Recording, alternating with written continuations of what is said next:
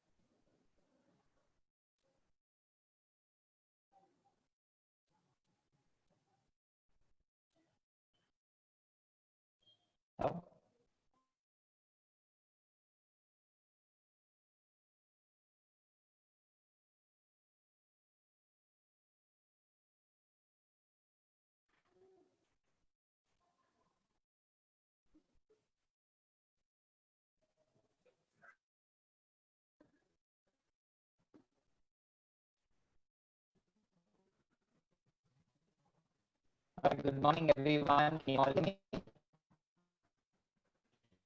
Can you see your looking at my screen?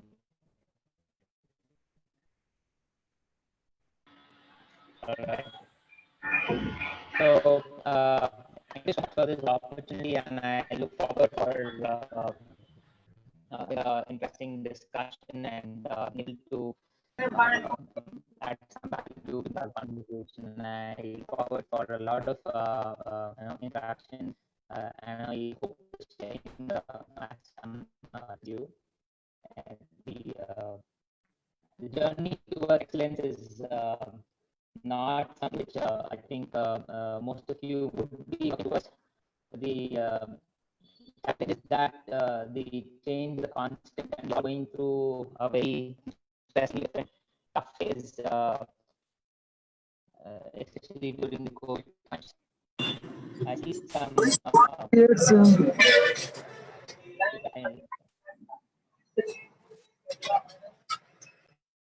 Is my voice clear? No, it's not audible.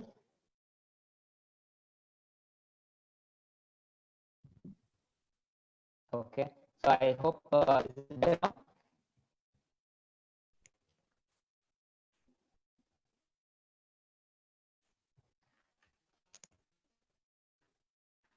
It's not clear.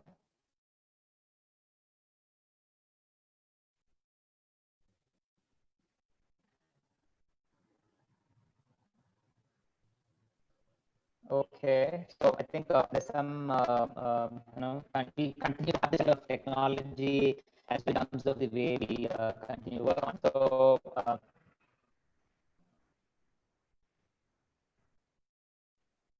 if you guys are not able to see my screen now, audio, let me just switch over to another.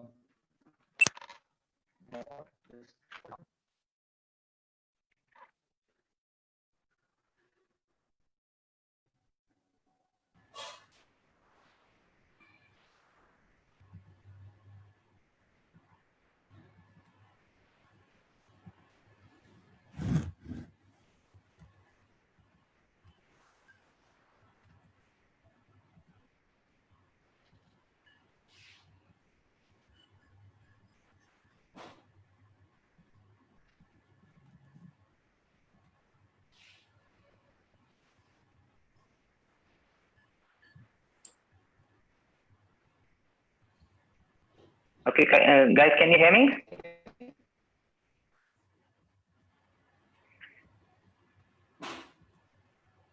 Am I audible? Yeah, you are audible, sir. Hello. Okay. Yeah, I'll go ahead. Yes. Okay. So, you may see the screen as we discuss and continue. So, I mean, of course, there was a discussion on the journey that.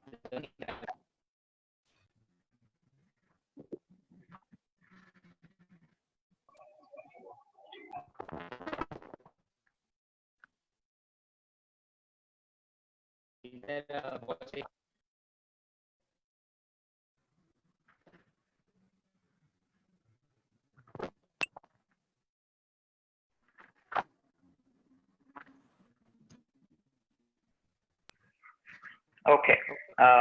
The journey for me has been very differently and interesting in the way I've been looking at the journey from the armed forces or from the corporate life or from the journey of entrepreneurship. The way I see for myself is the kind of ongoing hurdles and the challenges of crossroads that keep coming in.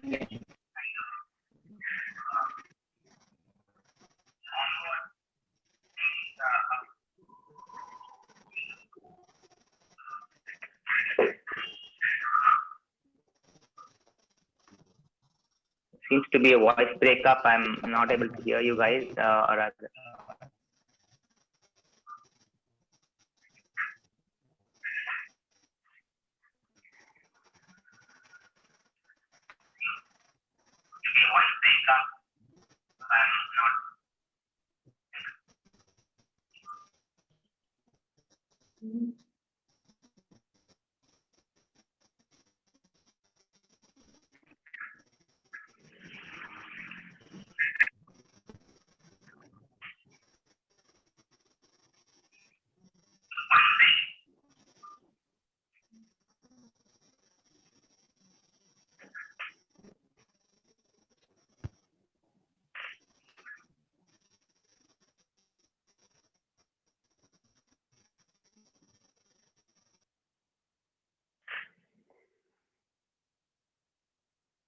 Guys, can you hear me right now? Yeah, it's absolutely fine, sir.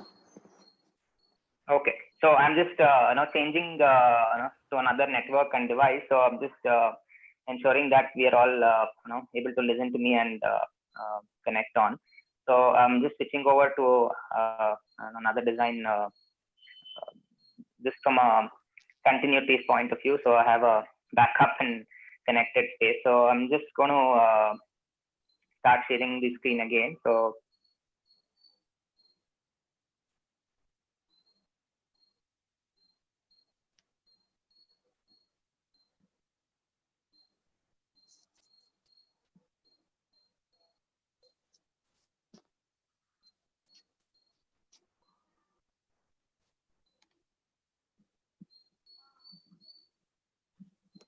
okay, so as the screen comes up, you've been all part of varieties of challenges and changes in the way you've been working on the entire journey for all of us to connect the dots in terms of how one can be managing this change, and the way one connects to ongoing life as a process and as a way of dealing with ambiguity, the VUCA changes, the kind of environmental changes, and of course the current COVID issues has been constantly driving and asking what is that one should look for when it comes to change management, or when it comes to leadership, and for your own way of dealing things, right? So if I look at the context of the way you start understanding the journey, the way you connect the dots of looking at inward. So for me, the leadership is, as you see some of the quotes on the screen, you will be able to understand the journey of most of the things starts from wherever you are in the entry point. You may have thought that, okay, I should have done this, I should have not had this, why me? The question continues to be juggling around, and this is a constant issue that one needs to keep struggling with. But the amazing thing that happens through the journey is you never know the future, nor the you can change the past, but the biggest advantage that we all have is the current present, and can that be the way of looking at it? Now, we are all in the context of learning, and I am going to be sharing a lot of stories as we as I share more. Please do let me know in terms of if you have any questions or thoughts as you have from the as I share. Are there any questions that are coming in? I'm going to keep looking at the chat button to just understand if there are any questions that are coming in. But today the context for us is, as I'm sharing, the journey is going to be very inward, and I'm going to share this story as I speak. There was a Gurukul, and there was a set of pupils listening to a guru, and as the guru was telling a few things, suddenly one of the pupils raised hands and asked, "Oh Guru, you tell a lot of stories, but you never reveal the meaning to us from those stories." And Guru, with a small laugh and a smile, said, "I'm going to give you a fruit, but before I give you that fruit, I'll chew and give it to you." And then the pupil was a little taken aback. How could you do that? Then the context here is when we are looking at learning, there are a lot of times you ask for a spoon feed. Tell me what to do, how to go about it. Can you guide me on this line? Can you exactly tell me what to do? So the unfortunate challenge is, if I'm a leader, if I'm in the journey of excellence, I need to chew my own fruit. I need to taste it. I need to interpret it. I need to understand that multiple layers of the fruit that I can only peel. If somebody is going to give me what they already chewed and give, I don't think it's a great learning process. So the learning is very, very experiential. You will have to go through that process. You have to connect to the dots and make your own understanding of that story that you are connecting. So today, whatever I'm going to share, there will be a lot of stories, anecdotes, maybe my experiences that I will share, but please understand it from your own dimensions, because I don't know each of you have different backgrounds to the journey that you all come back and connect. So I'm going to talk about a very interesting model, which is actually from Dr. Sampath and Prasad Kaipa and Newman, where they came up with something called excellence framework. I'm going to share, as we continue in terms of the way this journey happens from leadership. I mean, I'm talking about a topic which is, I think, one of the most commonly spoken. And if you just type in leadership in Google, you will find at least 1 million+ pages talking about it, and you'll need 2-3 lifetimes to go through all the pages just which are the papers or presentations or topics and definitions by so many varieties of people. So you will have to take your call from the way you understand it. This is a model that I think has been very close to me as well in terms of the way the journey for me through excellence is, because every time I go through a crossroad, an ability to be clear on the journey. I think these are some of the fundamental data points that I continue to be looking back. And the first one, starts with the vision. As soon as you say that I want to be in the journey of excellence, I want to be a great leader. The first question is, in what do you want to be a great leader? And that's where your larger vision, your purpose, your the higher order purpose is something that is a very critical dimension to be clarifying with. Again, let me share a story about vision. I'm sure you all have probably read or heard Alice in Wonderland stories, right? Now, Alice was walking by and there was a crossroad, and she wasn't able to decide which road to take. And there were 4 or 5 roads that was leading from that junction.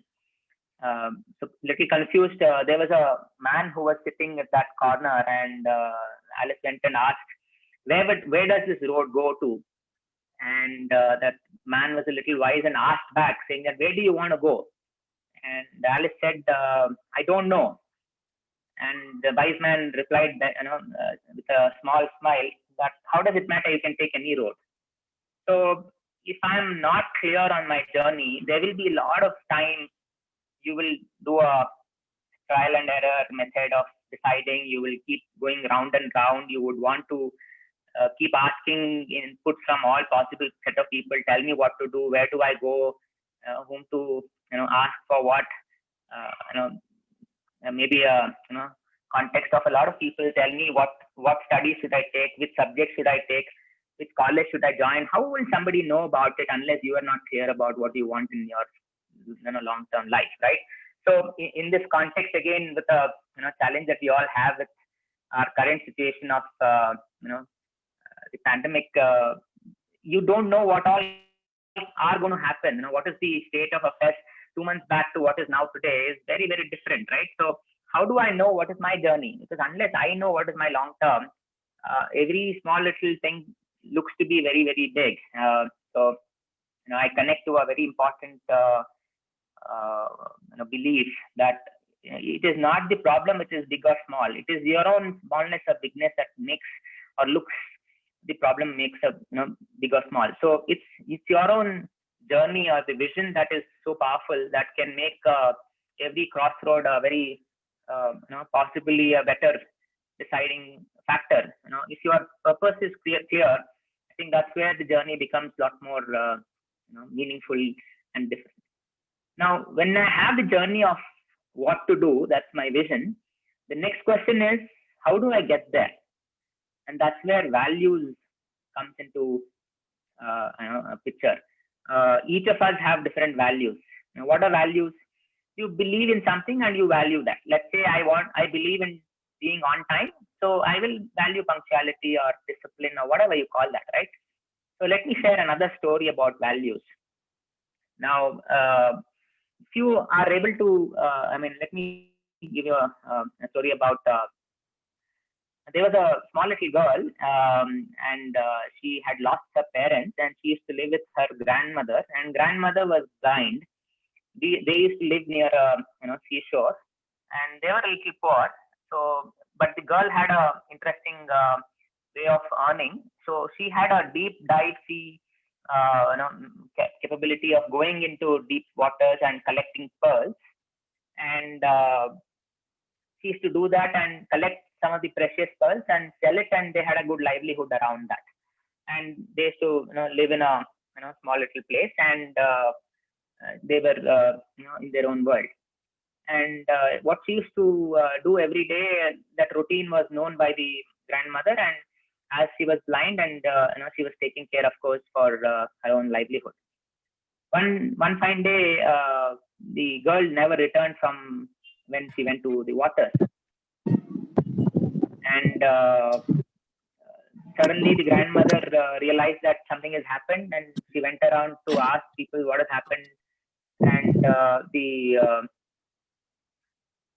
context which was understood was that the girl was killed in the underwater through shark attacks. But what grandmother realized was that now I have to move on, and she suddenly realized that this girl used to do one interesting thing. So she used to collect some pearls and keep some of them back home without selling, maybe for future. I think she was a lot more clear in her long term. And the grandmother realized that I have to continue living. I don't have anyone to take care of me, but let me do what I can. And she took those pearls which used to be stored at home and went to the same shop that the girl was selling them. And the shopkeeper knew the incident that the girl was killed, and he knew that the grandmother was blind. And he opened the pack and realized that these were precious black pearls. संस्कार KG2 के लिए Can I request all of them to be on mute if we're not speaking? Okay, I'll continue. So what this merchant who was buying the pearls did was that he ensured that these black pearls get the best rates. All the pearls which were precious and fairly unique. He got the best money for that, put it into a bank, ensured that the grandmother is taken care of for the rest of the life. And all these was seen by a little boy in that shop. After the grandmother left, the small little boy asked shopkeeper that, did you not know that the lady was blind? You could have done this, said that this is a normal pearl. You could have given the same rate. And why did you put all these efforts to give her the best rate and ensure that she is taken care? And the response the shopkeeper gave was that what to do? She is blind. I am not. Right. So the values are not something that is imbibed or told by somebody. It is your own way of looking at what is really important for me. What do I value, and what are my principles? What are my methodologies that I will not compromise? And that's where I'm. As I'm talking, you may see some words that are coming up. Clarity and conviction. Clarity of why am I doing what I'm doing, and conviction is ability to not give up. The threshold that you have. What is your breaking point? What is your yielding point? So that's conviction that is important. Connected. So let me share another important journey. As you move towards with the clarity of vision and value, for you to be in the journey of excellence, you need to be constant learner. If I'm not a learner, I will have challenges in terms of the way I will execute my journey. So let me share context of learning. This is a story which you may have heard. There was a researcher who was studying about Zen philosophy. You may know about Zen philosophy. It's one of the very interesting way of meditative understanding of oneself, and Japanese and Chinese have been following Zen for a long time. And so this professor and researcher wanted to go deeper and wanted to do his double PhD on this topic. And somebody told that there is a monastery in one secluded area in Japan. Why don't you go meet that master, and you may get a little more detail of Zen philosophy. So he put all his efforts. He climbed up the hill, very secluded and things. And the master knew that this person is coming. So there is a philosophy in Japan and China. Whenever they actually meet somebody, they have a tea ceremony. So they offer tea to the people whom they meet and greet. So as the professor met the master, he started saying that, I have been researching about Zen and doing a lot of work around the context of, what to do, about the spiritual journeys of each one. And then as he continued to keep on telling, the master continued to pour tea, and suddenly realized that this professor kept telling master, oh, the cup is full. And the tea is overflowing from the cup. And suddenly the master asked back, saying that that's exactly the state of mind that you are currently in. You are full with yourself. There is no way that I can add any value. So I'm just listening to you. So if I'm in the mode of learning, I will need to have my cup, if not full empty, at least space for more inputs to come. If I'm, it's very interesting. If you listen to the language of a non-learner, there are some words that they constantly use. The starting of the statement itself will be a word called "I know." So if you are a learner, you will be extremely conscious of this word "I know." I come from the armed forces. I used to fly Jaguar, and at no point I could say that I knew flying. Even now I dare not tell that I know how to fly, because there is so much to learn. There is so much to understand, because there is no way I know about all possible aspects of one topic. You may have some idea, but that doesn't mean that I know it all, right? So knowing and understanding the topic and integrating and really activating that to a next level, that's a extremely long process. And how do I do that as a mindful activity? Now, I have shared three important anchors for excellence: vision, values, and learning. And each of these are connected through bridges. Now, if I am a learner, I will always have a clarity of why am I having these values. Let me tell you what used to be a value. Let's say in school or your young days, you used to understand what is discipline in a way. Now, the same definition of the discipline is extremely different or matured right now, because you have been a constant learner. You understand contextually what is discipline, or what is learning, what is time management, what is integrity, what is whatever value you value, right? So there may be hundreds of values that they may be available, or you may invite, but if the same is not explored, matured over a period of time, then I'm not learning more about it, right? And the context teaches you, the experience teaches you. So that's an important dimension of a learner. Now, if I am able to be a learner, what should learning help me do? Innovate. What is innovation for me? Is not filing for patents or IPs and things like that. For me, innovation is, can I get more with less? Can I optimize the way I am able to move on? In this current context of, let's say, COVID, if I am not a learner, what will I do? I will go back and say, what does it matter if I wear mask or not? How does it matter if I touch somebody or not?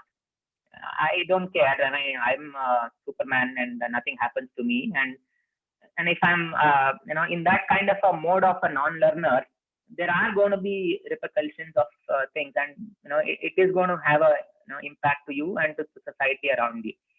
So I need to have a method of continuously looking at better options or alternatives, and optimize the way I live and learn. Now that's the thing which I need to continue working. And as I continue working, if I am able to have learning, values, and connected clarity, conviction, and innovation, whatever I am going to do will be of high quality. So if somebody asks me the definition of quality of a product or a person or a service or whatever you call, I need to have these specific areas very clearly identified. Let's say, what is the quality that you would want to have? I know if that questions are not clear, but is it giving me the best? Am I clear on why am I doing what am I doing? Is the standard very high? Is the method of arriving or deriving or making that product very high? Only then you will define that quality to be extraordinarily high, right? So that's an important journey that I will continue. Now, if I'm a learner, I will always have a focus to my vision. See, there are varieties of learning methods, but if I'm able to learn what I really want from a long term connected to my vision, the depth that you can go is much, much higher. Otherwise, what's going to happen? I'm also doing this graduation. I'm also doing masters. I also did PhD. And for what purpose? I don't know. Please ask a question to yourself. How many of you know exactly why you choose that subject that you're studying? Why are you in that job that you're doing? Is that really connected to your long term? if that's not clear, I may be, doing for namesake, and my full heart and full, head is not fully in there. And that's where the learner will put a lot of focus on. See, the way I connect vision is like a magnifying glass. Magnifying glass has a power to use the same energy that is available. Sunlight is available to everyone. I'm sure you all played in the magnifying glass, burning the leaf or paper. But the advantage of just that small little glass, which has the ability to converge available resource to a single point, it is able to do that, and a new energy source is able to generate, and that's the power of vision. All your activities that you do through your day, there are so many things that you do, and if I'm able to converge all of those for a specific purpose, then the ability for me to use them for an extraordinarily new, way of generating new energy, new powers, new, way of doing things. I think that's the amazing journey of a vision. Now, whom do you call as a visionary? There are hundreds of names that comes up, when you want to know who's a visionary. There are people, they may be great names, just for our discussion purpose. Do you think, let's say Nelson Mandela, one of the well-known recent personalities, of course we lost him recently, but what was he known for? Was he a visionary? What is the purpose of some of the people? In the recent times, there are a lot of organizations which are known for its vision. There are individuals who are known for its vision. Your educational institutes, any company that you join has a vision, values. Connected to vision, you will have mission, you will have goals, you will have tasks and activities. Now, if I'm a visionary, the most important aspect of that visionary is farsightedness. What is farsightedness? Ability to think beyond and be there before anybody is. Let me repeat. Ability to think beyond anybody is able to see and be there before anybody is.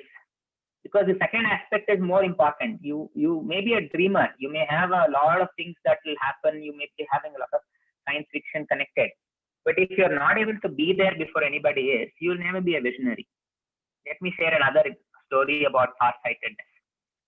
You all know about Disney World, right? Disney World is a very interesting place where you have varieties of things. So Walt Disney, the founder promoter of Disney World. So when the first Disney World, the amusement park in Orlando, was to be inaugurated, there was a lot of planning. There was a lot of work that Walt Disney and his team had done. Few weeks before the inauguration, Walt Disney actually died, and he wasn't there for the inauguration.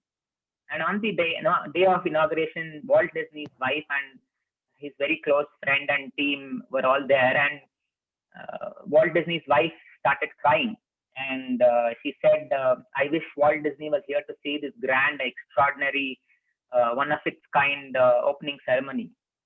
And the man next to her, who was a very close friend and colleague of Walt Disney, said, don't worry, he's already seen it. So what does it mean? Was able to clearly have this far side of what all will be, it's going to be as detailed and as vividly clear that it's a movie that runs in my mind, and I should be able to understand 20 years from now, what are the things that I will be doing? What is my address? What is that I'm going to be doing? Some varieties of things, and work towards that to be, in the journey. Now, there are always challenges that it may not come through the way they, you would want. I have had varieties of crossroads that I continue to have in my journey. I always wanted to continue flying, and one crossroad, I had an accident and move on. Now, I have had a lot of instances where my very close friend have killed themselves. We have a recent last week example of somebody killing themselves, right? One of the actors. Now, you can take that route, and of course, there are better routes to say that, life is much larger, there's much more to do, and you have better purposes yet to be completed. And I think you move on. And for me, the belief is whatever happens for great, good, right? So that's where the journey of farsightedness, really is. And if I am able to do this on an ongoing basis, then I add value to myself and to the society that I'm part of. My vision, continuously learning with a focus, innovating and optimizing, and have far-sightedness. I am able to add value in the journey. Now, if I'm able to do this continuously with an alignment between vision and value, what is alignment? Imagine that you're going on a boat and you have two oars of the boat. And if you use one oar than the other, what will happen to the boat? You'll continuously go in circles. You may be in left circle or right circle. You'll never go straight or long. Alignment is exactly like that. If you look at any of the leadership changes or dimensions of the world, biggest organizations, countries, what are they doing whenever there's a big challenge? They realign their vision and values. How am I going to live? What am I going to do? In this COVID scenario, what are you looking at? All the values that people thought that one of the values that a lot of people did not have was hygiene, spitting on the road. There's a campaign that our friends in Bangalore are running about enabling or making aware that people shouldn't spit on the road. Now that's been you throwing garbage around everywhere, thinking that everything is a dustbin of my house.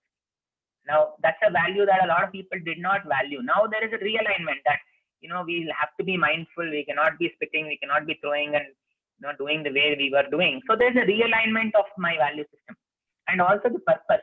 A lot of people thought that I will achieve whatever I want in my life and be able to get there. But the unfortunate thing is, everything, and nature has a way of teaching and realigning itself. So alignment is an extraordinarily important thing. Now, this is where I'm going to talk about the crux of the entire thing, where if I'm able to align my vision and values, if I'm clear on my values and continuously learn with a focus, and that is where leadership comes in, right? So if you're a great leader, it's not that you have a lot of followers. I was in another session with children, much younger children, and maybe between 4th to 8th grade children. And I was asking, how would you define a leader and a follower? And with quite a few interesting answers came, but one small little girl stood up and said a very profound answer. Let me share that with you, and please listen to this carefully. If I am told, I'm a follower. If I'm asked, I'm a leader. I hope I was able to communicate this. If I am told, I'm a follower. If I am asked, I'm a leader. So it was a very profound answer. When is the context that somebody is asking you something? Any of these dimensions are not clear. That means what to do, how to do, when to do, what is it to do. You should be able to answer at least 2-3 layers of why is it supposed to be done. Only then you are going to be asked for something. When are you normally told that, go and do this? A lot of times you are told when you have ambiguity, you don't know what to do. You're just following instructions, you're not thinking on your own. Those are the times that you normally are told, and that's where the typical followers are. Now, there are no judgments that how many times am I told versus am I being asked. But you have to be assessing yourself that what am I doing to be in a mode of being asked versus being told. I think as you move this journey is when you evolve, and that's where evolution happens. And that's the journey of us moving towards evolution. Now, whatever I shared so far is the brighter side. There is also the I of course shared all these stories, so I can come back and connect. Now, the brighter side also has a darker side, right? Now, COVID is an interesting way of showing the dark side, which is people have missed out. Now, whenever there is a dark side, what is the opposite of excellence? You get into mediocrity. What is mediocrity? Just with an attitude of chalta, it's okay, man. What's the big deal? I can't push myself. I can't do this. This is not going to be easy. Why should I push? Oh, I can't learn this. So what will happen when you are mediocre? You will be directionless. You will have a lot of compromise on values. You will be unwilling to learn. And as this happens, you will have a lot of ambiguity. You will be doubtful in most of the things. Your conviction is not there. You are going to be challenged in terms of, oh, is this going to work? Should I take this? you will act conservative. What is conservative? Whatever is available, let me go, not look at options, not look at alternatives. You tell me one, I'll go ahead and do that without even thinking. So I'm going to be conservative in the way of things. So that's a typical challenge, and whatever you get will be of poor quality if that is the case. If I'm mediocre and unwilling to learn, I will have a lot of distractions. Think about the scenario where whenever you have an exam, you will be extremely focused. But suddenly, let's say a friend calls, hey, why don't we go for a movie? Why don't you come over? And you are not a learner, you will be easily getting distracted. It's very easy for a non-learner to be focused, So, and you will be looking at short sight. Okay, what is it for today, tomorrow, maybe few weeks, maybe maximum this quarter or month. That's not going to help from a long-term perspective. So if I'm going to do that, I will have a lot of value loss. I'm not going to add value. I'm going to lose a lot of value. And that is where a non-alignment between vision and values comes. You will have a lot of decisions that, oh, should I go the hook or crook model? It's okay to break one signal. No, who's watching that signal? Traffic light, anyways, nobody is there. Now, anyways, COVID, nobody's supposed to come out. If I'm there, I'm mostly alone on the road. So it's okay to break that rules, right? So you will have a lot of non-alignment on your purposes. So you will think that the means are greater than the method. So how are you going to look at this as a journey? And if you are able to do these things in this way, generally you will become a follower and a mediocre output. And this is where dissolution happens. So this is a broad framework that I wanted to connect, but I will move on to making some understandings on, if let's say you don't have excellence at all, and I'm going to quickly take you through some of the implications of not having intent for excellence. Let's say you are more mediocre than looking at excellence. What will happen? You will have a lot of lack of integration of initiatives. You will not have a collective measure of excellence. You will have a lot of convergence will not happen. Efforts will be silo, fragmented. You will not optimize for things. You will have less growth, and mostly individual star performers wants to be there. There is a lot of heroism that's going to come, but collectively nobody is going to grow. And of course, the potential is lost. Let's say you don't have a vision or very low vision. What will happen? Lack of lot of wasted efforts. Initiatives are low, growth is lesser, synergy is going to be lesser. You will not connect with people who are with higher order purpose. A lot of fluctuations in the way you grow, some sudden spikes, sudden lows, inconsistencies. A lot of resources are not optimized and not seen. Opportunities are lost. Very indecisive in your way of looking at it, and you will be pulling directions in every direction. Everyone will tell you do this, do that. You will be going around north, south, east, west, everywhere. If my values itself is also very low, there are no compromises of things. So there will be a lot of, it's okay, man. This is okay. This is the best that I can do. You can keep. You will keep. Decreasing your bar, not raising the bar. You will not be able to handle conflicts with many people, and there will be continuous challenges of value conflicts, and inconsistent performance, unhappy customers, stakeholders, degeneration of the system, collapses in the culture and organization. So why is one of the things that I connect to a lot of our current issues in the, it can be pandemic or war or any scenario, is because of the value system. Each one values differently, and some of them have values which are not facilitative, very restrictive in their growth. If I'm not a learner, what will happen? Stagnation of growth, danger of getting outdated, losing market share and brand value, losing business opportunity. You'll have very less initiatives and investments that you will put for. I don't know how many of you are able to put an effort saying that, today I'm going to spend this 1 hour. It's an investment. Is that going to help you unless you want to put it into action? There may be a lot of people who would have got the invite for so many learnings that is organized. But are you taking time and effort to get this an important part of your life? Are you investing time? It's up to you to capitalize on that. If you are not a learner, you would lose a lot of opportunity. You wouldn't, deal with change as well. If you're not clear, there will be a lot of integration issues, processes, breaks up, a lot of poor quality decisions and outputs. You would be more a follower than a leader. Very temporary solutions and shallow. You wouldn't have deep thinking and not last changes, right? If your conviction is low, this is a very important word that I always remember and connect to. If you look at most of the movies that are released, all of them have this conviction as one of the most important themes. What is conviction? You would see the hero or the heroine or the villain having extraordinarily strong convictions. Now, if my hero is able to compromise and let go of that ego or conviction low, and that's where one loses, right? So, what is the conviction that is going to help you? The ability to threshold, not give up. And if that's low, you will have a lot of conflicts. You will have very low, dysfunctional processes, dysfunctional culture. You will potentially lose a lot of people and community itself. If my alignment between vision and values are low, what will happen? You will have a bumpy ride. You will have a lot of potential loss of things. You will have a bias. You will have varieties of danger of losing people and collapse of community and services.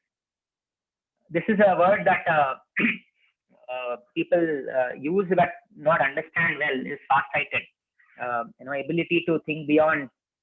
And if you're not far-sighted, what will happen? I will have a lot of business opportunity loss, risking growth. Business demands are not going to be met. You will still be in the status quo, and the same current meeting ends, and of course, obsolete, in danger of getting to obsolete. If my focus is very low and I'm not able to focus, there'll be a lot of distractions. Every small little input is a distraction. What will happen? You'll be pulled in all directions. You'll have a lot of unproductive. You will be busy, but all unproductive tasks and efforts. You will not be able to organize and utilize resources that you have. You will not be able to achieve the goals and tasks that you have on time and of course to the high quality. You will have a challenge in terms of moving away from one to another direction, and you'll be moving around everywhere. Now, when it comes to innovation, if that's low, you will use the same old thing that you used to do or your parents used to do or what is told by your teachers. You wouldn't have a latest updated practices. You would be outdated. You will fail optimizing resources and business opportunities. A lot of stagnation. 20 years, what I used to do, I will do now only also. Because, you think that it is the most current, because you have not put efforts to learn and innovate. And hence that challenge of trends and market is going to be lost. So now I have given you some implications, but what I'm probably going to share now quickly is the journey towards how do we get there. And I gave a framework which is very important, interesting. I am going to share some more stories as we move. But before I share a story, I'll tell you there are 3 gaps that all of us need to work on for us to. What is the first gap? Intention action gap. What one wants to be and what one is. You all want to be doing extraordinarily well. Let me tell a small thing. You all want to get up in the morning and go for a jog or a gym or a walk. That's a great intent, but is there action there? You may realize that a lot of times you are not doing it. And whenever that happens, what happens to you internally? You will have a lot of frustration within you. You will have internal conflict and guilt. And what is the result of it? You will have a lot of potential energy loss. The second gap is your action and the perception. This is an external connected angle. What one is and how one is experienced. What does this gap mean? I think I'm a very good warm communicator and very good person, but people around me don't experience that. Especially in this COVID times, you would have experienced a lot of things like cooking, and you think you're a great cook, but nobody eats your food, right? So that's where external conflicts happen, misunderstanding happens, and whenever that happens, you lose credibility. One of the most important traits and character of a leader is credibility. What is credibility? For me, saying and doing gap. What I say and what I do, that's credibility, right? So the third gap, which is a very challenging aspect, which is very broad, how one is experienced and what is expected in the journey or the community that I'm part of, perception expectation gap. Then, if in case this is a gap that is large, what is the challenge that currently we all have is the degeneration of the system. What is the reason why we have pandemics and wars and issues of all these things? It's social irresponsibility, and that's where disharmony comes. So this is a broad gap that all of us need to continue working on. And let me share some stories about what holds us from excelling.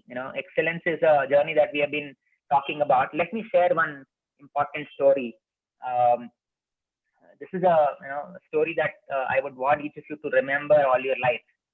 There was a group of family of tortoise who all decided to go on a picnic, very small little riverside picnic. They all had packed food, and all the family members, elders and young, all of them were all ready to go. And they all went to a picnic. They all had a good time, in water and played around. And lunchtime came, they all opened up the food that they had, and one of the elders tasted and realized that one of the dishes had very less salt. And suddenly they identified one of the young tortoise to go quickly and get a packet of salt, which was just about 10 minutes away. So this one small little tortoise said, no, I will not go. If I go, you will all eat the food without me. Everyone convinced and told that little one, saying that no, we are not going to eat. We're going to wait for you. Please go and get this quickly. You are the fastest of all of us. And somehow this little one did not agree, but with all these pushes, somehow he reluctantly said, okay, let me go. So it went 10 minutes, it didn't come back, 15 minutes, half an hour, no sign of this little one coming back. And the others were saying that salt or no salt, let's eat off.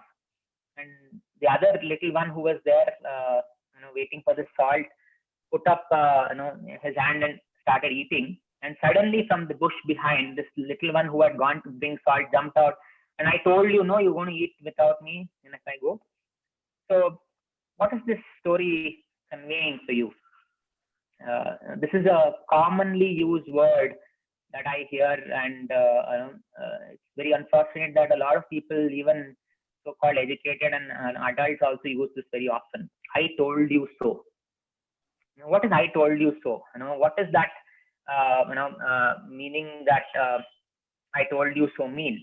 So you will continue to prove that what you told or what you thought is always right, because you can never be wrong, right? You're already achieved nirvana. You are in the highest order. You're in cloud nine all the time.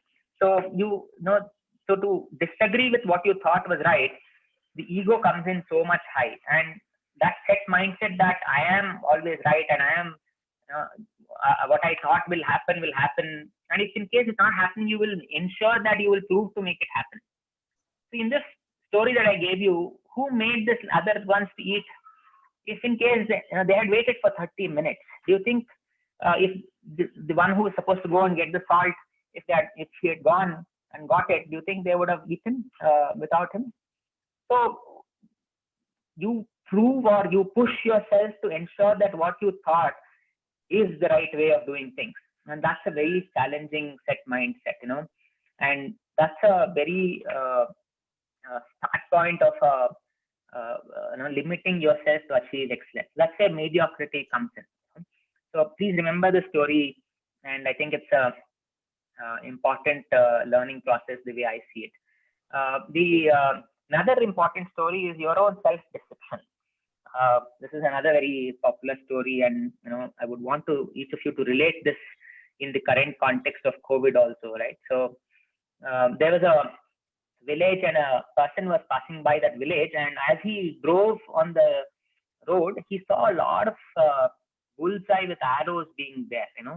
Every arrow is hitting the exact bullseye, and he was very surprised and happy to see in a village that such an archer is there. And he stopped by and he saw one boy with a bow and arrow, and he called that boy, asked him, who's this great archer in this village? And this boy proudly said, I am the one who is this great archer. And the other man was very happy to meet this guy and asked, where did you learn this?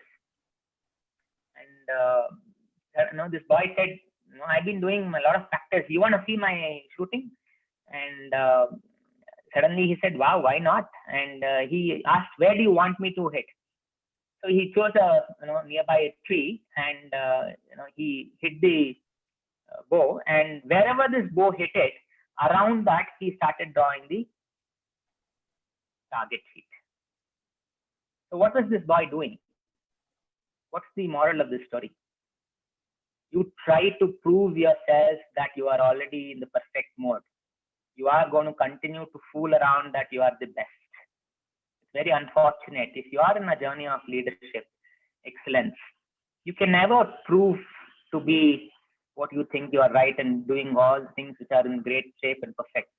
Now, I relate to this very personally. I do shooting. I am a pistol shooter. I have been part of state and nationals and been part of some of the international shooting competitions.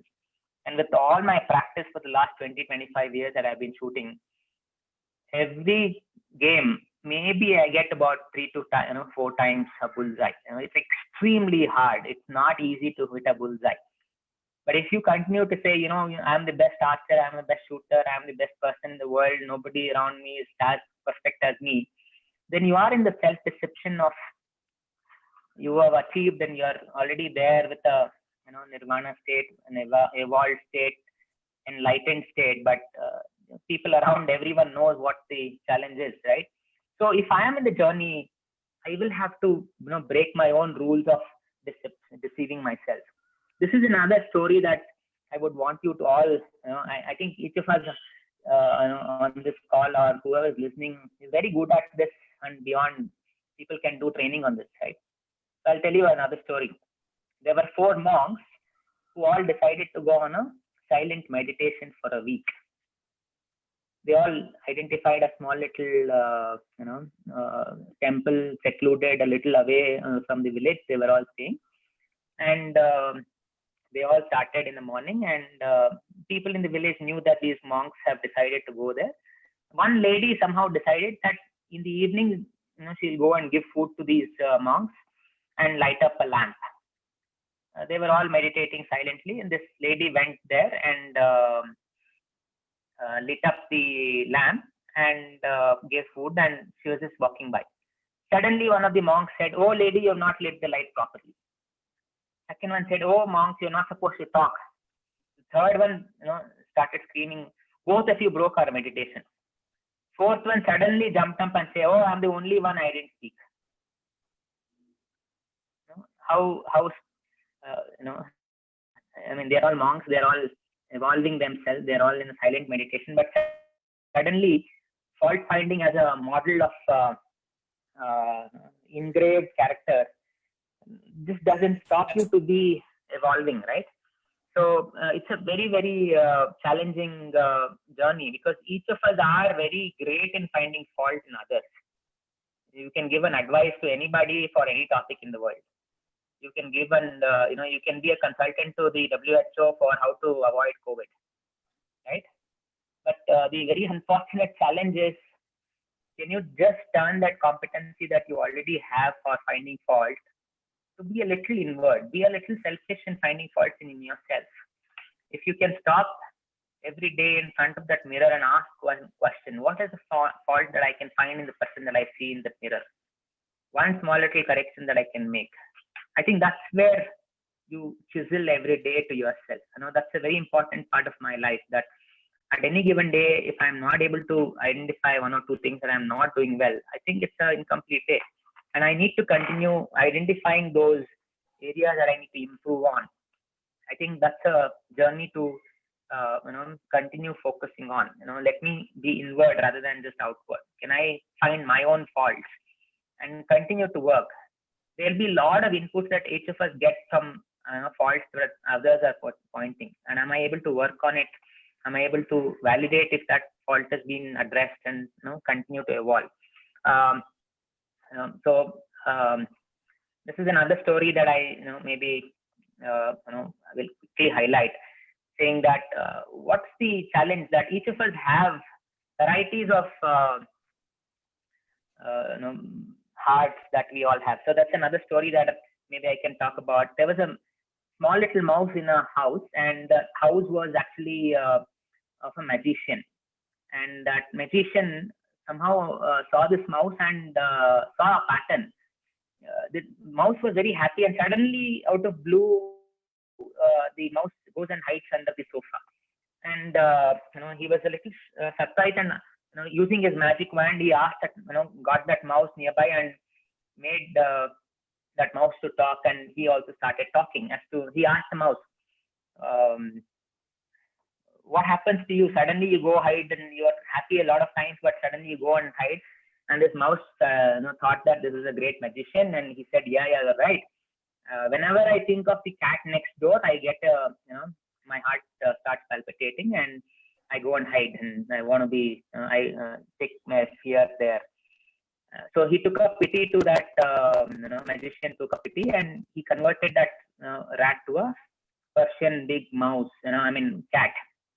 And so that cat was now happily roaming around, and and one other pattern he saw again in that cat. The cat was never going out of the house. He again asked the cat as to what is happening. Why are you not going out? So again, the cat said, "You're right.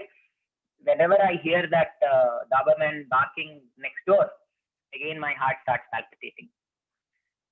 So again he took a pity and converted that cat to a big Doberman. So now Doberman goes around everywhere in the village, and wherever this magician was going, it was also following. And the magician had one interesting way of understanding. So he used to go to deep forest and do meditation. And he got this dog also to come along. And as he was entering the forest, the dog stops and said, "I can't come inside." Then magician asked, "What is happening now?" Then the dog said, "There is a black panther inside this forest. If I come, it will come and eat me." So he took again the magic wand and converted that dog to a panther. And now finally the panther came along in the forest, stayed with the magician for some time. And as he was returning back to the village, the panther stopped again. "Now I can't come back to the village now." Then the magician was a little upset as to, "What are you doing every time you are having one or the other thing?" And that's when panther said, "Yeah, if I come, the villagers will come and kill me." And that's when the magician really realized that whatever the form that you have changed, the heart of the mouse is still inside. Why is this story important? What is the connection to this in the context of leadership? If you fear change, if you fear the way things are going to happen, but whatever artificially you change the form outside, it's not going to happen. You may have amazing set of degrees, you may have set of experiences, you would have worked in so many places, but if you fundamentally not explored life, putting yourself into limits, putting challenges to your way of deciding, what aspects have you not explored, and you continue with that fear of what will happen, I don't know what's life going to be, how is it going to be post-COVID, with this leadership issues, what is going to happen to my career, will I get job?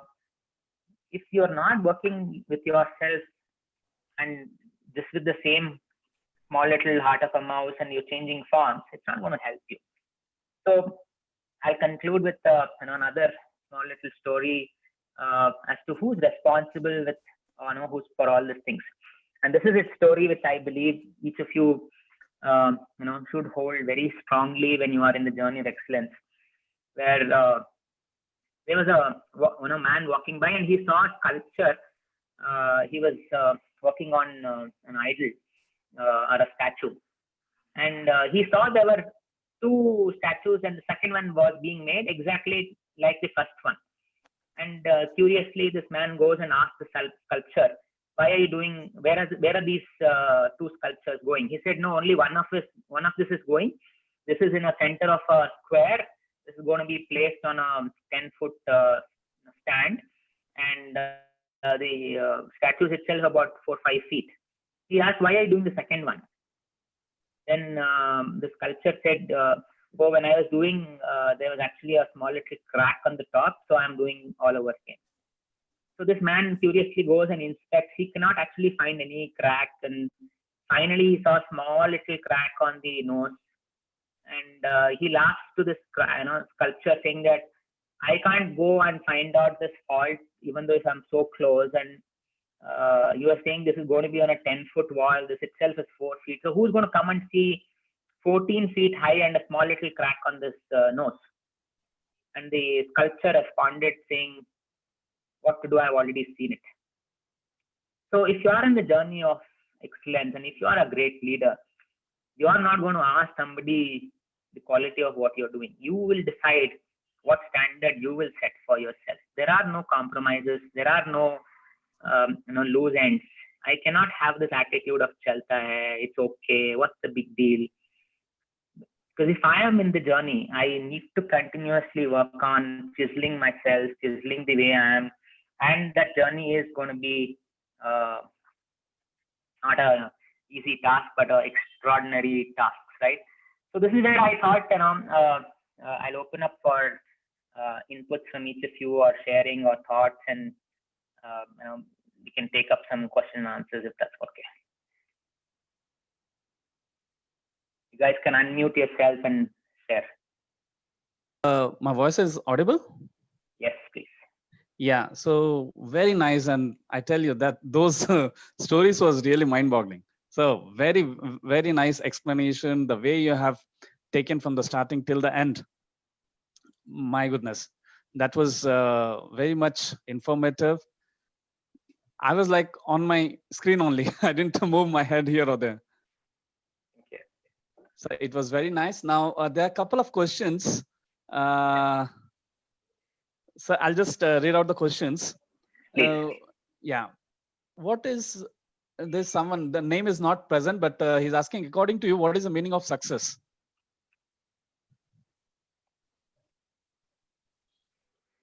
Hello? Sorry, voice is breaking. I'm not able to hear you. Yeah, he name is not mentioned. He is asking, what is the meaning of success? Hello? Hello? So Can is you it hear audible? me? Not able to hear you.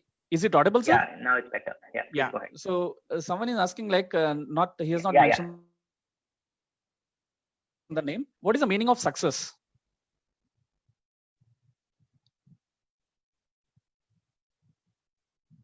Hello? Hello?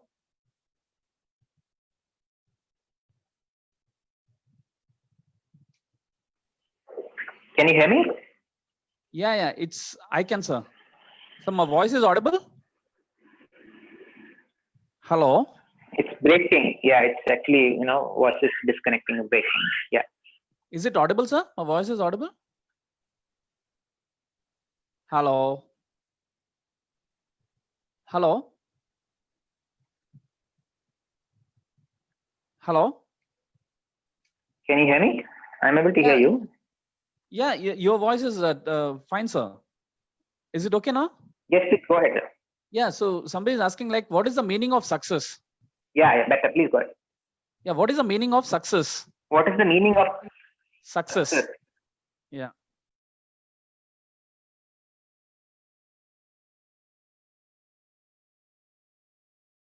Hello?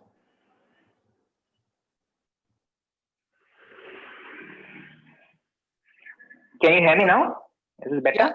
Yeah, now it's okay. Hello? Okay. So the way I see success as a part of my life is ability to understand that your efforts versus what actually are the good activities that you have thought through, and have you been able to do it to your best of the abilities. And if you are personally able to satisfy yourself, I think that's the success that I will start looking at. It may not be from the external point of view, from your. Hello?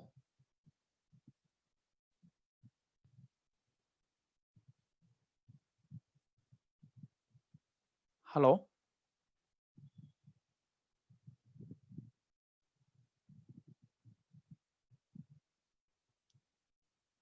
Hello, Pratap sir. Hello.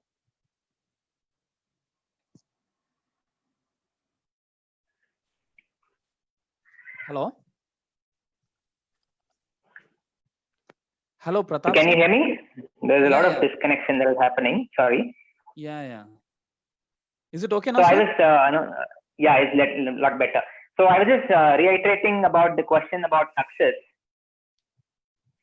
So the way I see it is, you may have listed off a lot of things that you would want to achieve and complete as a task that you decide. And if you are able to do that beyond your own, set standards and limitations that you had, and you're able to say, yes, I have put my full efforts and I am satisfied with the way that I have done. I think that's where I start looking at being connected with journey of excellence and success. Success is also an outcome which you may not always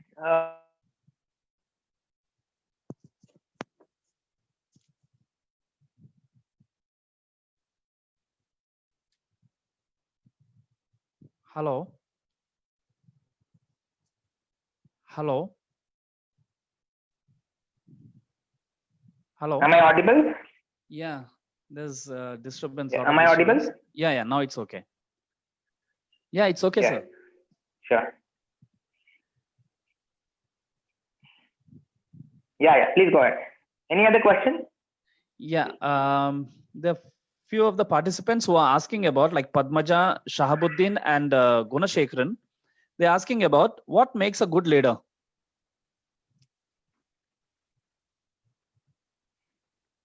Hello. Hello. Yeah. What is a good leader? Yeah, what makes a good leader?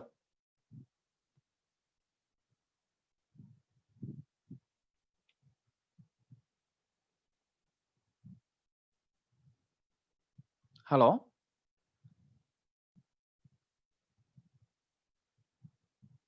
Hello.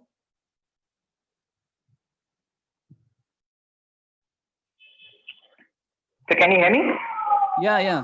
Now it's okay. Yes. Yeah. So there's a lot of breakage in the network. I'm sorry. The question was, what's a good leader? What makes a good leader? What makes a good leader? Yeah, I think I did talk about the dimensions of a leader with respect to the clarity of the journey that one wants. That's the vision. Ability to connect. How am I going to achieve that journey? And that's values. And if I'm a constant learner, I think these are the primary most aspects when I look for leadership. Another important dimension of using this word good. I don't know how many of you have read this book called Good to Great by Professor Jim Collins. So one of the interesting research work that he identified, one of the biggest enemy of being a great leader versus a good leader. And what is the biggest enemy of great? Good itself. So as soon as I say I want to be good, you would have a hurdle for being great. So if I am striving for excellence, I will look for greatness and just being good.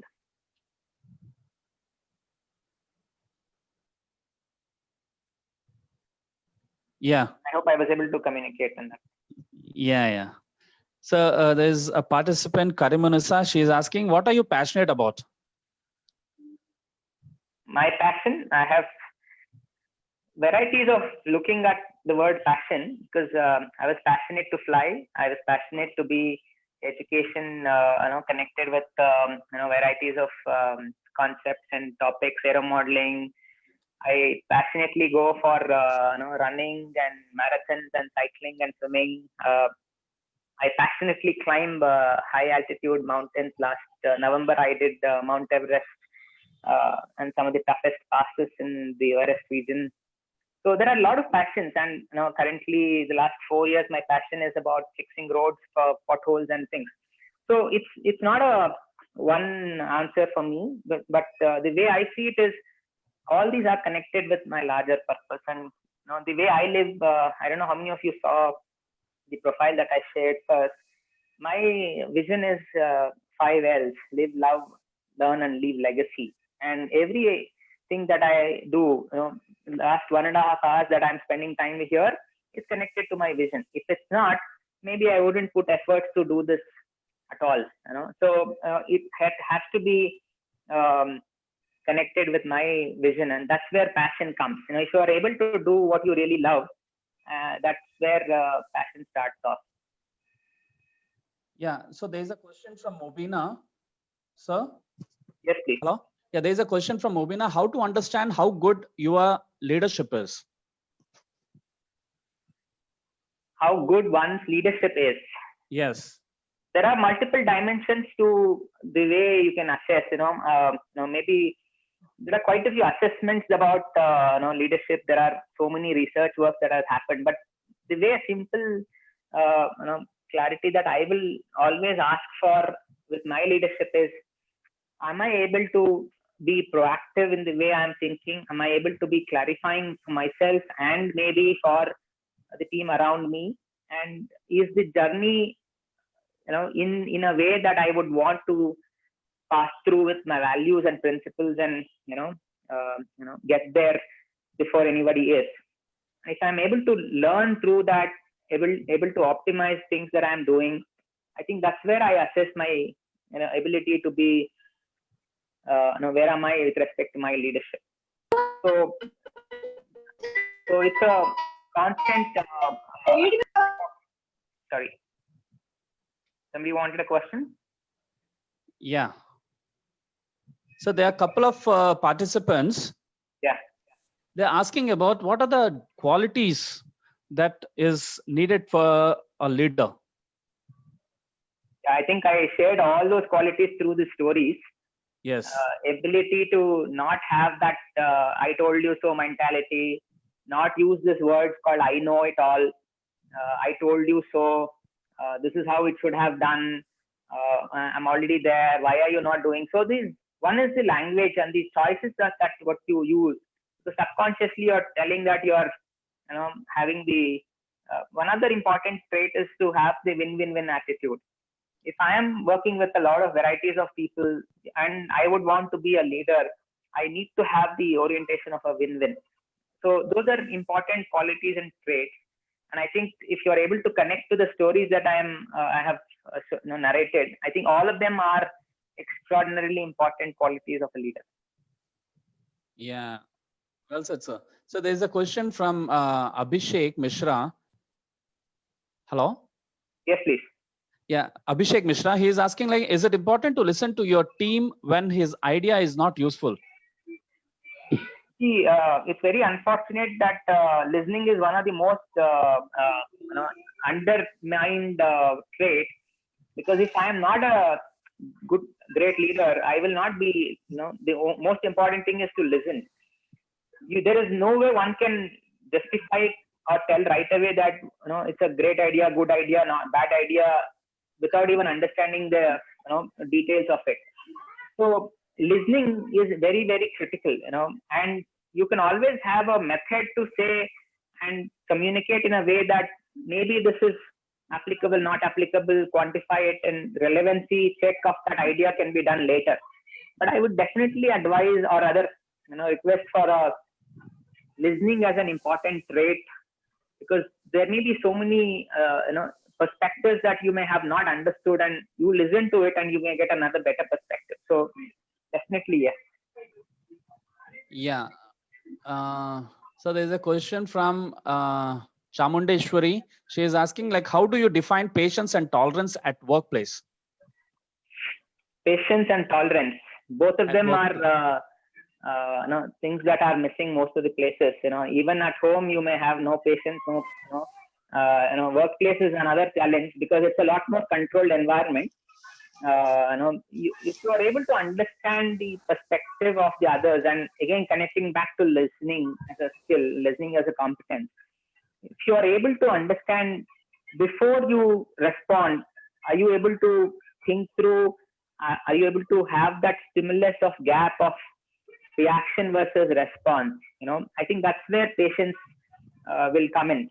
Now, what is the need for us to be patient is lot of us, before we, you have your own answer, and you want to just share that answer back without completely understanding the other perspective. And if you are saying that this is not in line with my way of thinking, if my beliefs are not in line, and that is where your patience gets into a mode. Why? Because you think there are some other conflicts and paradigms, and if you are continuously being challenged with that paradigm, you may lose that patience. So you will have to expand that paradigm. What is paradigm? Ability to look at others' perspectives. If that dimension is large, my patience will also increase and expand.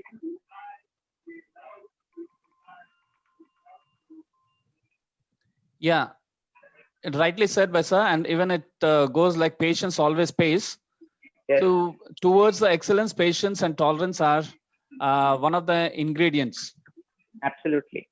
And that is not a one overnight journey. It is an evolution that you need to understand, because even in this COVID or challenge of that we all have, you need to have that patience that there is going to be work that is going to be happening by varieties, and you need to have that adoption to go through this patiently. Otherwise, there will be a lot of panic. There will be a lot of chaos that is going to come up. So there's a question from Teju. She is asking how to motivate your team members when they are feel low. Okay. So for me, the word motivation is a very different context. I normally say motivation is very perishable. Why perishable? Because it doesn't stay long. What is better off than motivation is inspiration. I think you have to be a role model. You have to have your own ways of being an example, and that I think is a great way of inspiring. And I don't know if you have seen the movie connected with Nelson Mandela called Invictus, Invictus. Please see that if you have not seen. There's a very interesting scene. This is a very real story of how Nelson Mandela used the rugby team to unite the entire South Africa as a country. And he uses the same question. So he calls to his president's office the captain of the rugby team and asks this captain, how do you inspire your team members? How do you motivate your team members?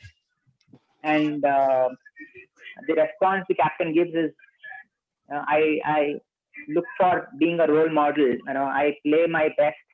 I normally don't preach or teach them, tell them what to do, but I will perform first. They will see me doing, and then they will also start looking at this as a way of doing. So it is for you to be that role model and inspiration. I think then it's easy to manage teams. That's where I would come back and connect to inspiration than motivation. Yeah. Janardhan Raju, he is asking, related to the previous one, he is asking, what is the difference between a leader and a ruler? Leader and a ruler. Yeah. Leader, it's like a challenge that we continue to have between leader and manager also, right? So now rulers have an important dimension of a leadership. Let's say you are a head of an organization, head of the family, head of an institute, political, or whatever role that you play.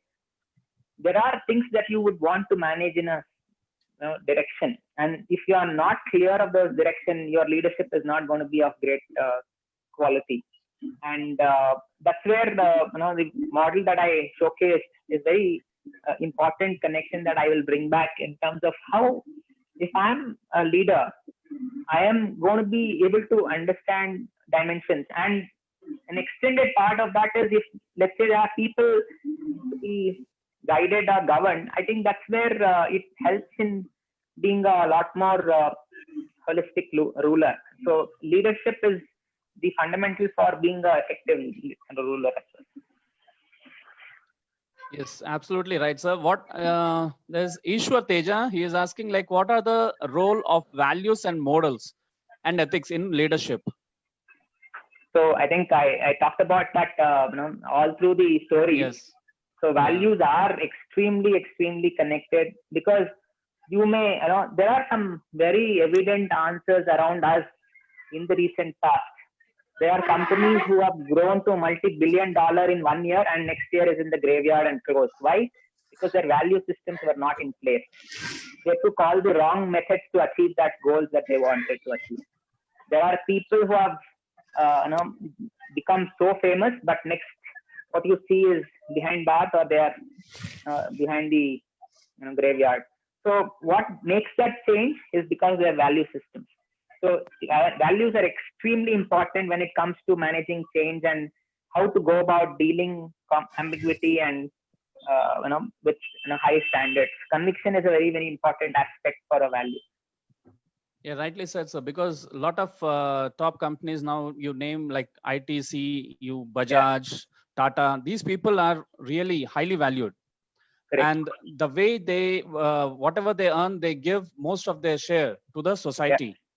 Like Ratan Tata believes in closely, I think, if I'm not wrong, 50 to 60% of whatever he earns, he again 66%. contributes back to the 66%. He contributes back to the society. So there comes a value. You know, it is because of the society that the corporate people are living now. So it's always better to give something back to the society. Yeah. Now, absolutely. I think, yeah. There's a student. I hope he's a student because he's asking, like Anudeep, how one should overcome the fear to be a leader.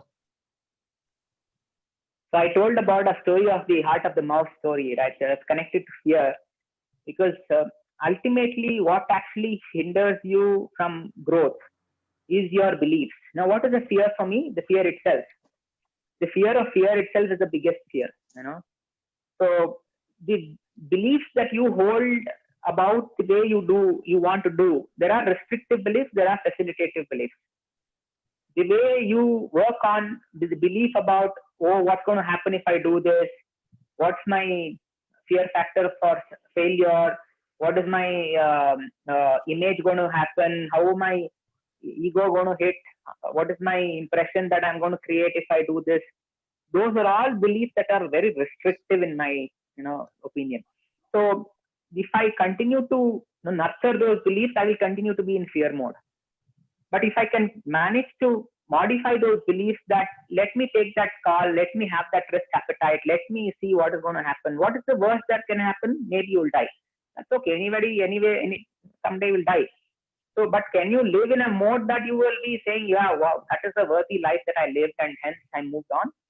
I think that's the belief one needs to work on. And a lot of times that's the biggest block for you becoming or unleashing your true potential of why you were even born to do a lot of things. Because if you fear, what is the worst fear? Dying, right? What else can happen to you? So if you are able to get to that mode of near death and experience that pushing, I think that's where nature teaches you the best way. I don't know how many of you spend time with nature. At least about 1.5 to 2 months in a year, I spend very close to nature and a lot more secluded and in as remote places and as tough environments. So that teaches you things to know. And of course, one of the aspects of fear. Sometimes fear is very, very helpful if you are completely in a mode of that advertisement, right? So dar ke aage jeet hai, so you'll have to move on to breaking that barrier of fear. So that's a great push point for you. That is where you continue to increase your conviction levels as well.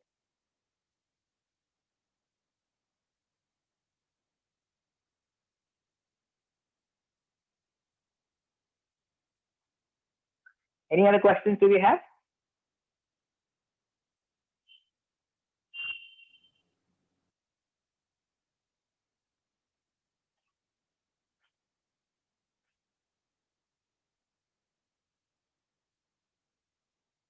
Anybody with any other questions?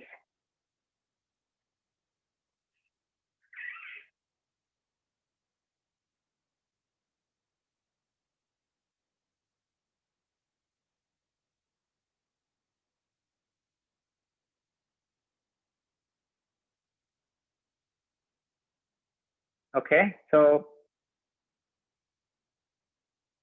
if there are no more questions, you can always reach back to me, connect to me through my website, pratap.com. and prathhaap.com. You can reach out and say, how do we, connect back? And any questions that you may have, you can always write to me on an email or a WhatsApp on my mobile number that's also listed on the website. And sir, are you there? Yeah, absolutely. Yeah. So, one couple of last questions. Sure. Yeah, like there's a question in the Facebook. They're asking, sir, your journey with the pothole, how it started, what made you to start this? So there are about 3 to 4 important triggers that I always connect back. I have been in teaching for a long time. I take that as a passion. Work along with all the corporate and companies that I run. One of the things that I do with 10th standard children is something called social action project. So I run along with friends and families, we run an institute called EFIL, Education for Integrating Life. And one of the things that we work with 15-year-old or a 10th standard is to make them go and do a social action project. That means they spend about 40 to 50 hours in doing a socially relevant project part of their academic requirement. In CBSE, it's called SEVA, and it's also a mandate from a lot of institutes. For the last about 8-9 years, I have been listening to these students coming and sharing these work that they have done to community. It can be as simple and small as teaching their own mates, children, English, math, science, whatever subjects, going and cleaning garbage, going and spending time in orphanage or old age home. Or there are varieties of projects that I continue to hear, and it was always hitting back saying that a 15-year-old for a school school project can do this kind of a difference to society.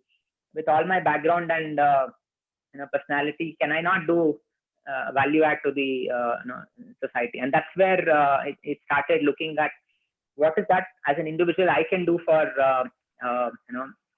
the community. And that's one important trigger. Of course, I had quite a few other connected. I have a friend who lost his own daughter in a pothole accident. In my times in HP, I had few team members on their way to office. Their journey on the bike had an accident, broken arms and legs because of a pothole. So I said, and of course, I've had an opportunity to travel a lot of places across different countries, and commonly if they have seen India, and I live in Bangalore, and if they have connected to the Bangalore weather, they say, wow, it's a great place. But all of them end up with saying that it's a bad condition of road and traffic is horrible. And that's where I started looking at, can I do something about it? And that's how 2016 Pothole Raja started. It started with me as an individual, but now we are fairly large, 5,000 plus volunteers across India. We have fixed over 7,500 potholes, completely volunteer based, and through CSR and employee engagement and citizen participation, it's been working across. We've done about 15,000 plus children education, 20,000 plus hours of volunteering. Yeah, so you can know more about it on potholeraja.com. Yeah, again, connected to, as you were, telling about Pothole Raja, there was another, question from the Facebook. Can he stays in a rural area? I'll just put in a nutshell. He stays in a rural area, and can he join? How to join this? Yeah, you can join in multiple ways. One, you can volunteer to fix potholes. You can report potholes. You can just take a picture and GPS location, share it on our number 814 pothole, and we can jointly do fundraising and see if we can fix that pothole. We can also send you material where you can fix the pothole on your own. So we have had a lot of such cases. So you can reach back to us. One of our mobile numbers to connect to Pothole Raja is 814 pothole, 814, and the remaining numbers on the dial pad is pothole 7684653. It's easy for you to remember the number. So that's a number that you can use for WhatsApp. You can tell us the location with GPS and picture, and that's a good start point for us. You can reach through potholeraja.com on that line. Yeah. So the question here, they are saying like, how to overcome the failure? Overcome failure. I think connected to another question, fear of failure, understanding how failure is.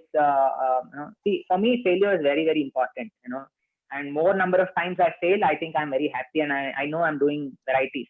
But the important qualification for me to understand failure, am I doing the same mistake again and again? If you're doing new mistake, it's absolutely fine. I think you continue to evolve, because more and more experiments, more and more failures, that means you learn more. And every failure is a great stepping stone, right? So if I am able to understand that mode, I think you will be able to manage failure much better. If you think you're failing and hence you're not growing, actually it's a mind block. Every time you fail, you have a new learning, you have a new method, you have a new experience. The way I define experience is a collective measure, collective cumulative set of so-called failures and successes, right? That's where you know what to do and what not to do. Failures actually tell us what actually are things that you've done and maybe better ways of doing. There are a lot more N+1 options that is not explored, right? I think that's a value out of a failure. And if you can nurture that as a mindset in you, I think it's easy to overcome failure. Yeah, if we look at the life of Sachin also, he was just 15 and a half years old, and first test against the Pakistani bowlers like the Wasim Akram, then Akif Javed, Imran Khan.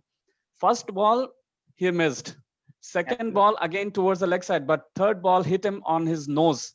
It was like bleeding, the total blood in the shirt and the trousers. Then again he came back.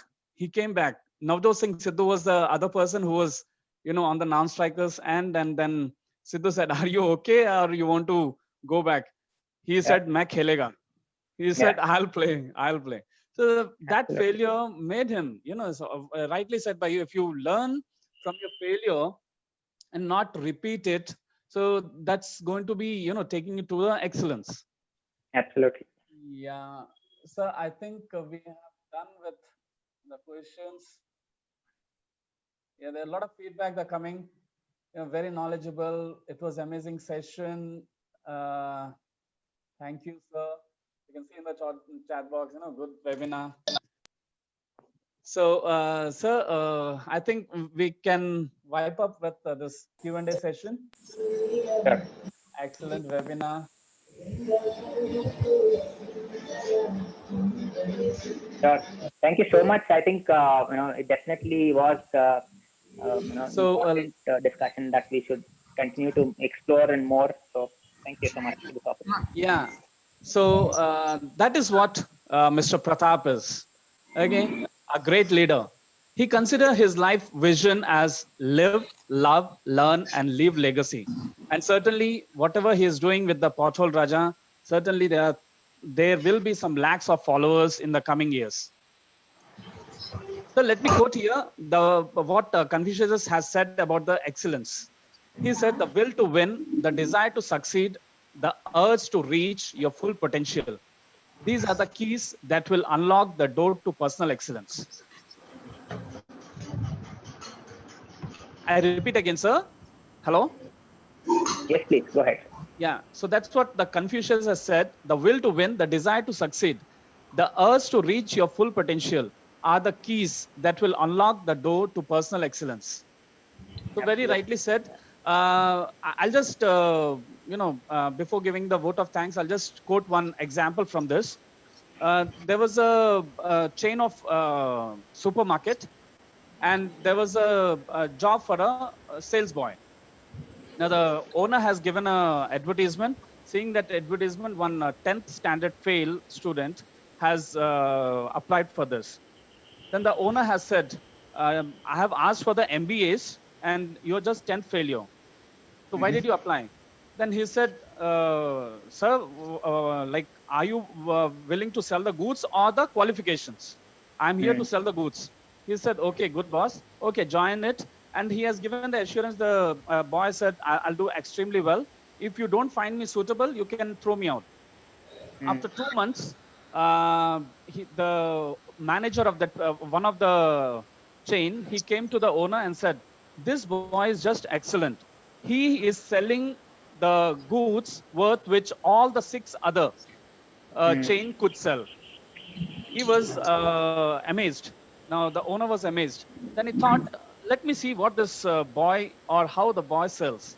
Then in the same what do you call it? In the same store, the owner got into there, was standing in a corner and seeing, and he found that that boy was talking to a customer, and he was selling that fish net. You catch the fish. So he was selling that fish net to the customer. He said, sir, this is just 700 rupees. You can find this very convenient. It is very easy to handle and, operate. And, the fish automatically comes to it and gets stuck. He said, okay, yeah. Okay, just pack it. As he was about to leave, he said, sir, one sec. If you are just going like that, do you think the fish will come automatically? Don't you need the food that will attract the fish? So can you just take this weed balls with you? Weed balls, so that the fish will be attracted to that. Now, he said, yes, why not? Just pack this also. Again, he was leaving. He again stopped the customer. He asked, sir, how can you go like this? Look at your shoes. They are very costly, around about 3,000. And if you enter into the water, okay, it's going to be spoiled. So why don't you purchase a rubber shoe, which is just costing 200? You just purchase this and you can, it's very comfortable while you get into the water. He said, okay, pack. And he was about to leave. He said, again, sir, now you never know, like when the fish is going to, be caught in the net. It can be 5 minutes, it can be 1 hour, half an hour, whatever is that. So what all those time you're going to do there? So why don't you have something for yourself? Have some snacks, purchase some snacks. So he made the customer to purchase some 200 to 300 snacks. And then as he was supposed to leave, he said, again, like, 1 second, sir, in this hot sun, how are you going to sit? Take this umbrella.